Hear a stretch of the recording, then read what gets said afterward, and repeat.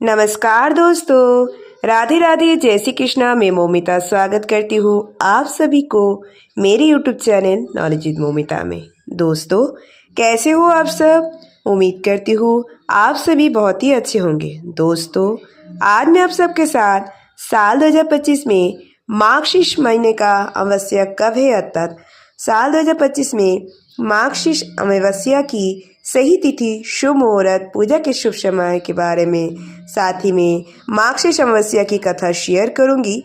तो ये जानने के लिए मेरे साथ वीडियो में अंत तक ज़रूर बनी रहेगा। आशा करती हूँ ये वीडियो आप सभी को बहुत पसंद आने वाला है। तो चलिए देर न करते हुए शुरू करते हैं आज का वीडियो। ओम गण गणपति नमः। ओम नमो भगवते वासुदेवाय नमः। ओम नमः शिवाय नमः। मार्गशीर्ष अमावस्या 2025। मार्गशीर्ष अमावस्या को पितरों के श्राद्ध, तर्पण और दान के लिए बहुत महत्वपूर्ण माना जाता है। इस दिन गंगा स्नान करने और उसके तट पर पितरों का श्राद्ध करने से पितृदोष से छुटकारा मिलता है और जीवन में खुशहाली आती है। अगर गंगा स्नान संभव ना हो तो घर में ही पानी में गंगा जल मिलाकर स्नान कर सकते हैं। धार्मिक मान्यता के अनुसार अगहन माह की अमावस्या पर व्रत और पूजा करने से पितृदोष के साथ ही राहु केतु और शनि दोष से मुक्ति मिलती है। इस अमावस्या को अगहन अमावस्या भी कहते हैं। इसमें भगवान विष्णु और साथ ही में माता भगवान विष्णु के साथ पितरों को भी पूजा की जाती है, पितरों का। और इस साल ये अमावस्या तिथि को लेकर लोगों में असमंजस में है कि ये अमावस्या 19 को है या 20 को।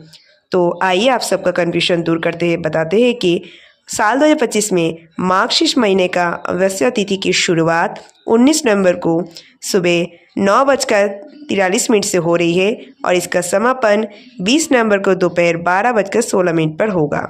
और उदय तिथि को देखते हुए मार्गशीर्ष अमावस्या बुधवार यानी कि 20 नवंबर को मनाई जाएगी।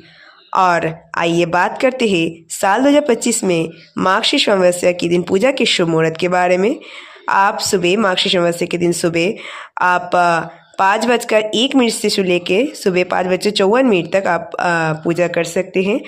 अगर आपका ब्रह्म मुहूर्त में पूजा करना संभव ना हो तो आप अभिजीत मुहूर्त में पूजा कर सकते हैं, जो कि 11:45 से लेके सुबह 12:28 के अंदर है। इसके अंदर आप पूजा कर सकते हैं। उसके बाद आप बीजा मुहूर्त में पूजा कर सकते हैं, जो कि दोपहर 1:53 से दोपहर 2:35 तक का है।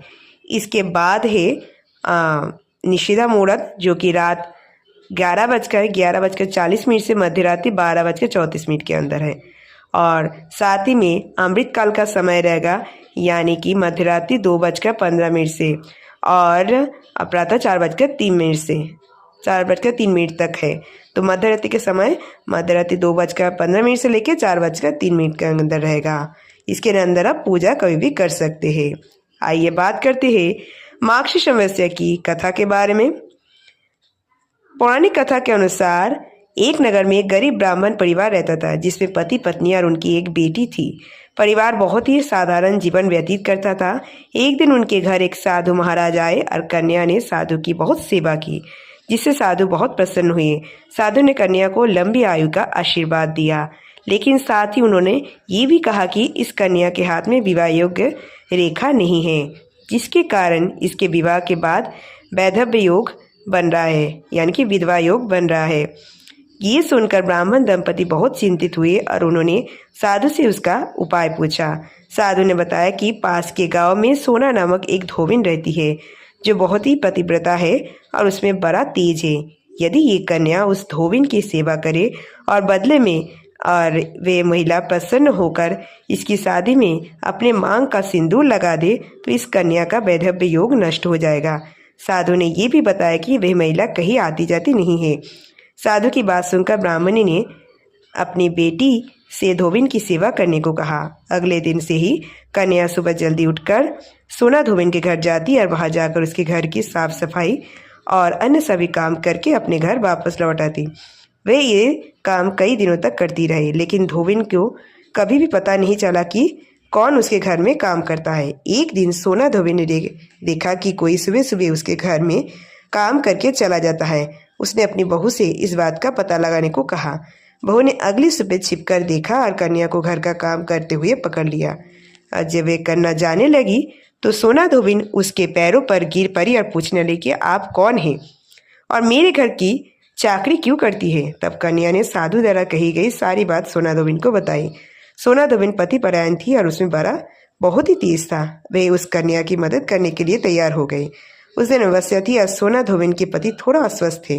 फिर भी उसने अपनी बहू से कहा कि जब तक वे वापस ना आए तब तक वे घर पर ही रहे। सोना धोबिन ने जैसे ही उस कन्या की मांग में अपना सिंदूर लगाया, सोना धोबिन का पति तुरंत स्वर्ग सिधर गया।